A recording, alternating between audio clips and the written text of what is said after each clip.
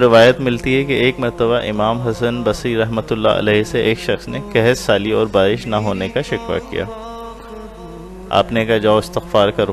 دوسرے نے فقر و فاقے کا شکوہ کیا، آپ نے اس سے بھی کہا جاؤ استغفار کرو۔ تیسرے نے مال کی کمی کا شکوہ کیا، آپ نے کہا استغفار کرو۔ چوتھے نے نرینہ اولاد نہ ہونے کا شکوہ کیا، آپ نے ان سب کو استغفار کا مشورہ دیا اور اللہ تعالیٰ سے اپنے گناہوں کی معافی مانگنے کا کہا۔ کیوں کہا؟ اس کے بارے میں ہم دیکھتے ہیں قرآن پاک ہمیں کیا رہنمائی فرما۔ استغفار ایک بہترین ذریعہ ہے جس کے ذریعے پریشانیاں ختم ہوتی ہیں، حالات اچھے ہو جاتے ہیں، مشکلات آسان ہو جاتی ہیں، مال میں اضافہ ہو جاتا ہے۔